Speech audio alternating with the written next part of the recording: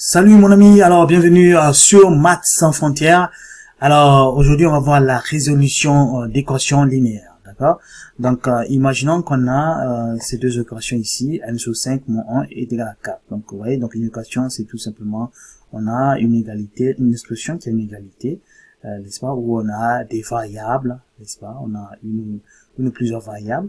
Et maintenant, cette expression, elle peut être vraie ou fausse. D'accord. Maintenant, la résolution, cela implique de trouver les valeurs de n, n'est-ce pas, qui vérifient cette expression ici, n'est-ce pas. Donc, ici, trouver la valeur, les valeurs de y, n'est-ce pas, qui vérifient la deuxième expression ici. Donc, c'est ça. Donc, c'est ce qui veut dire de résoudre l'équation, d'accord. Donc, imaginons qu'on a n sur 5 moins 1 égale à 4, par exemple, n'est-ce pas. Donc, généralement, ce qu'on fait là, on va regrouper les termes de même nature d'un seul côté, n'est-ce pas. Donc, imaginons que vous avez les pommes et les tomates, donc vous allez mettre les pommes d'un côté et puis les tomates de l'autre, d'accord.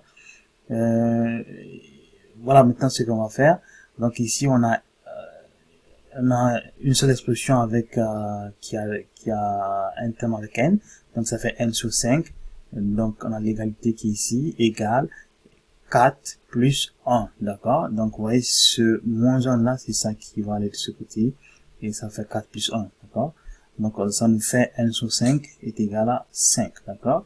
Et puis maintenant, on a ici n, là c'est la valeur de n qu'on cherche, d'accord. Donc n égale à 5 fois 5, qui nous donne 25 ici, d'accord.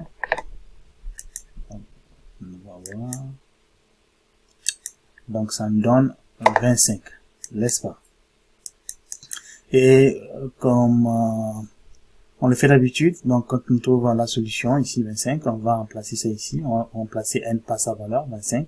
Donc 25 divisé par 5, ça nous fait 5, 5 moins 1, ça fait 4. Donc c'est ça c'est ça en fait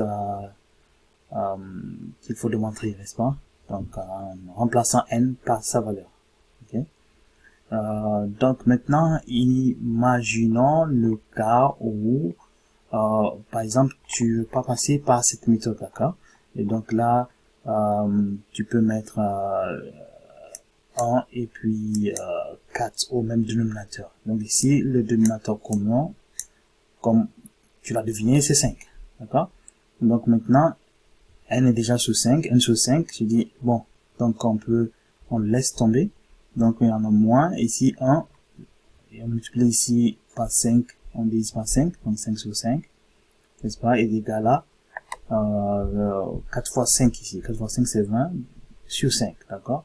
Donc ici, on a mis notre expression au même dénominateur ici, d'accord. Donc comme c'est au même dénominateur, donc tout ce qu'il faut faire, on peut oublier le bas ici, le dénominateur, on l'oublie carrément. Donc ça fait n moins 5 est égal à 20, et puis n égale à 20 plus 5. Donc cela nous donne n égale à 25, ce qu'il fallait démontrer bien sûr. Donc vous voyez le moins 5 qui est ici, il va de ce côté, et c'est comme ça qu'il devient plus 5. Donc s'il vous plaît, si vous avez des questions à n'importe quel moment au cours de cette vidéo, bien sûr vous pouvez le mettre en commentaire.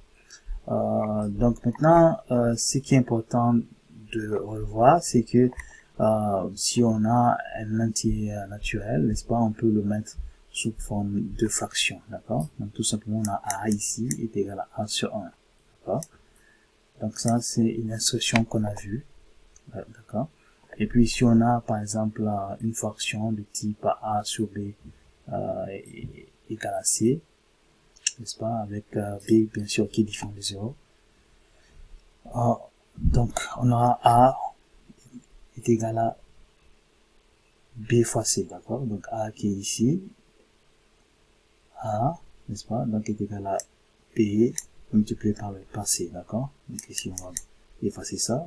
Donc ça nous fait a égale à b fois c. Okay. Donc c'est ça. Donc c'est ça les formules qu'on a vues bien sûr de cette démonstration. D'accord. Très bien. Donc cela nous amène à la fin de notre